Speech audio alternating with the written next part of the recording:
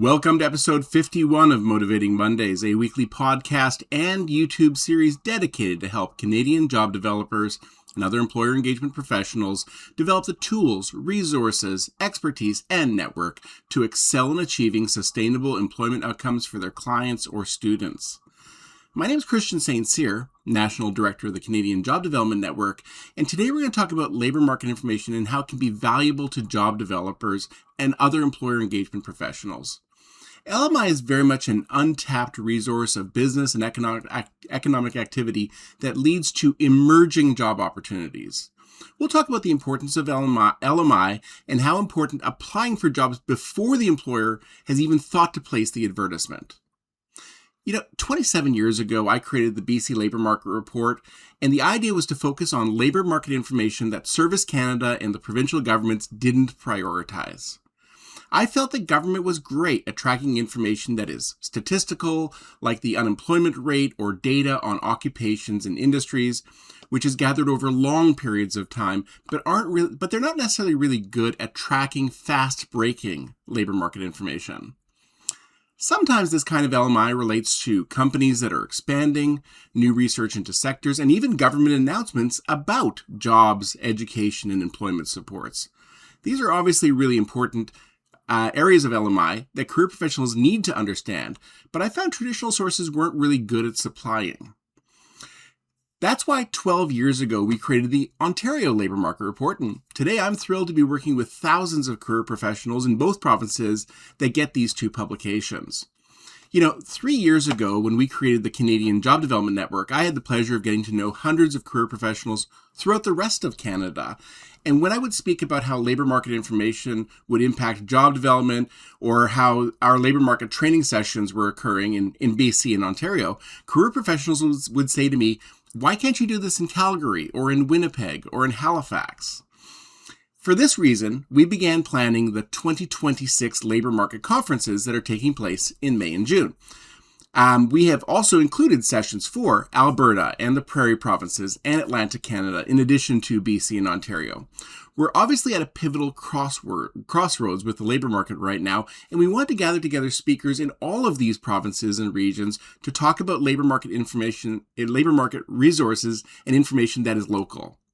To support this, we began to broaden our research in the past year, and now in the last week, we've officially launched the Alberta Labor Market Report, the Prairie Labor Market Report focusing on Saskatchewan and Manitoba, and the Atlantic Canada Labor Market Report, which focuses on New Brunswick, Nova Scotia, Prince Edward Island, and Newfoundland and Labrador. Just like with Ontario and British Columbia, moving forward, we'll be publishing weekly reports for career professionals in these regions to stay on top of the very latest labor market information. Two things you might notice. One is that I haven't referenced Quebec or the territories. Personally, I was not gifted with languages, so I have struggled to learn languages my whole life long, and I'm going to need support to be able to effectively address labor market information in Quebec and in other Francophone communities throughout Canada. So it's something we're going to work on. We're just not ready to work on it right now. As to the territories, this is also an area that I really want to focus on, but we need a sufficient subscriber base to be able to provide good labor market information, so we'll also be working on that over the next couple of years. Now, we produced the first issues of these 3 new labor market reports last week, and we're providing the first 5 issues for free throughout April. If you want to see any of these issues or learn about what we're doing in all of these different provinces, just go to jobdevelopment.org and select the appropriate labor market report. In preparing today's topic, I was thinking that labor market information is one of those things that helps illustrate where AI falls short of what people can produce with the combination of training and experience and human intuition. So in preparing for this week's report, I asked AI, what are the 9 sources of labor market information that career professionals in Canada can turn to help individuals find jobs? So this is what AI produced for me, 9 different resources. Number 1, the Job Bank. Number 2, Stats Canada.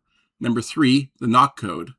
Number 4, the provincial LMI websites. Number 5, local employment centers. Number 6, Canadian Occupational Projection System, COPS. Number 7, professional associations. Number 8, Future Skills Center. And number 9, the Labor Market Information Council. Now, these are, in fact, great labor market information resources with lots of really valuable resources, but they're not necessarily pathways to the hidden job market, places that you can turn to find out things about the labor market to identify where a job opportunity is going to come up in the near future. Since AI uses correlation and not reasoning to provide answers, it's going to focus on the parts of the question that are most instrumental in producing results. So labor market information and jobs.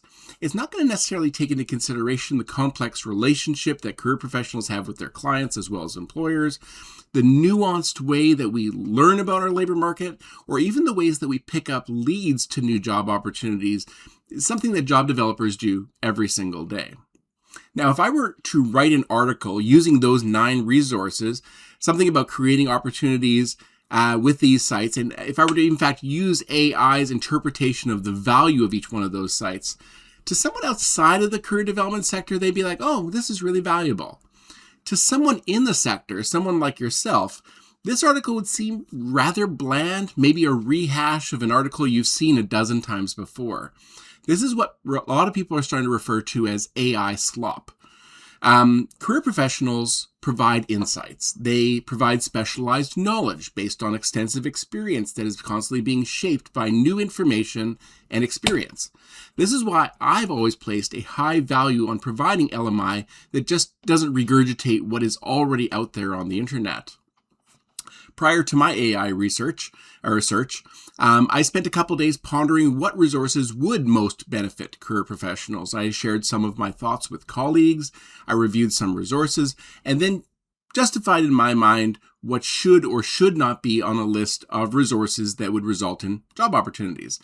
Now, this is how we curate information that is going to be relevant. For me, this is how I make information relevant for you and everyone else who's watching this video. For you, this is how you curate information for your clients or students to make it relevant for them. In the past week, after careful consideration, I came up with 9 resources, and that's the final number. It could have been as high as 15 resources. It could have been as small as 7 resources. But after careful consideration, it turned out to be 9.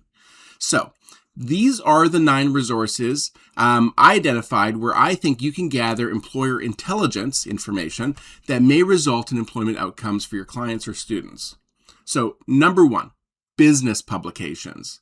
Now, this could certainly be a large magazine or newspaper or website, something that's provincial or citywide, but often it's just a newsletter produced by your local Chamber of Commerce. These publications reveal companies that are changing what they do, expanding, taking on new roles, or specializing. It might be a company that has a location in the north end of town, and you learn through your local chamber newsletter that they're going to open up a location in the south, but they haven't yet advertised. In fact, they're just doing renovations on the site. That's the sort of thing that you pick up through these publications. It allows you to approach the employer with a more informed understanding of what they're doing and perhaps connect with them before they've publicly advertised any roles that they might have for staff. Another resource, number 2, Google News Alerts. I believe Google News Alerts are great ways of scouring our community for information about preferred employers. Now, you can search for the names of local employers, industries, occupations, and by adding the name of your town or city, you can get the listings localized to your community. You can set up hundreds of news alerts where the information is being gathered from traditional news sites, but also blogs and social media.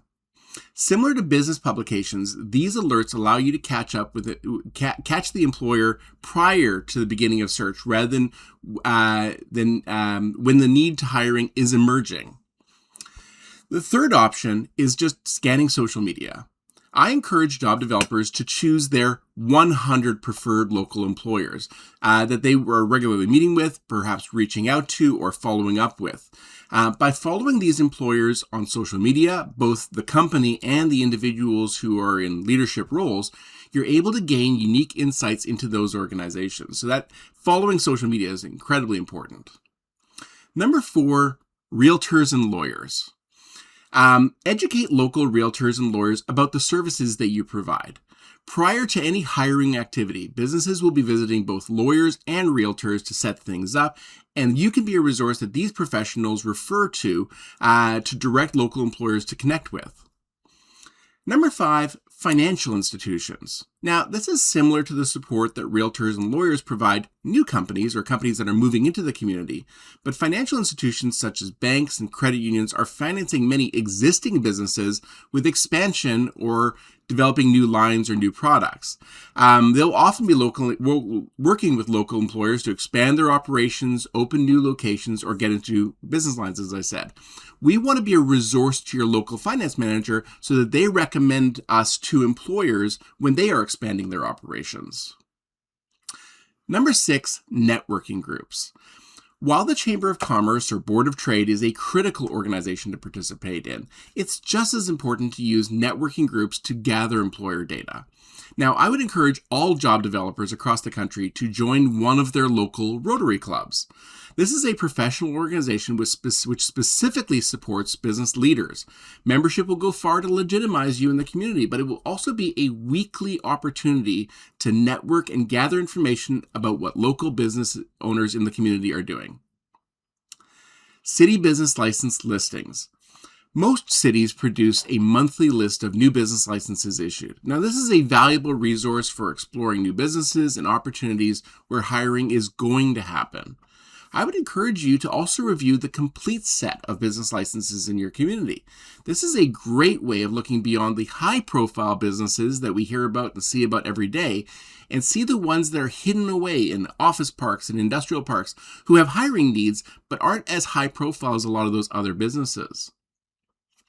Number 8, government bid tenders. Review your local, regional, provincial, and national government bid opportunities, as well as who was awarded contracts. This is a fantastic way about learning about new businesses or learning about businesses and nonprofits that have secured funding but have not yet begun the hiring process. And finally, number 9, development applications, city development applications. Now, it might take years for a development application to travel through City Hall, but as the process occurs, your community is changing. New businesses and even new sectors are emerging. Now, there are certainly job opportunities with developers and contractors, and with the final organization that moves into the location. If it's a new hotel, you're going to have the developer, but then the developer is going to subcontract, and that's going to create employment. And once they're done and the building is finished, then the hotel itself is going to move in. So you have a lens to how this labor market is going to be impacted in the next 6 months, a year, 2 years even. Attending City Hall meetings and speaking with developers will provide you with unique insights into future labor market activity that you're not going to find anywhere else. You know, in developing this list of 9 strategies, I wanted to focus on emerging employment opportunities. Once a job is posted, it literally becomes a competition. And so often our clients are out of the running because they lack experience or qualifications, or if they have inconsistent employment. It's not to say that they can't do the job, they're just not the most obvious candidate. They're not the most obvious candidate who's necessarily going to get an interview. And if you can't get an interview, you can't get a job. By focusing on these emerging areas of economic activity or employment opportunities, we can market our clients free of competition and argue their case based on their unique strengths. That's the best way to make an impact with an employer and help our clients find employment opportunities. I just want to remind you that we've now started onto the Alberta, the Prairie, and the Atlantic labor market reports, in addition to British Columbia and Ontario. If you'd just like more information on any of these, go to jobdevelopment.org and click on the report for your region. Thank you so much for joining us. Please click the like or subscribe button in your platform. Search for Motivating Mondays wherever you download podcasts. We'd also like it if you could subscribe to our YouTube channel and or rate or review this podcast. Now, we do these sessions live and for free every Monday morning on Microsoft Teams with job developers from across Canada. It'd be so great if you could join us. Just go to jobdevelopment.org to learn more. If you have any questions, send me an email directly. My email address is cstsear@labormarketsolutions.ca. Thank you so much for your time and have an amazing week.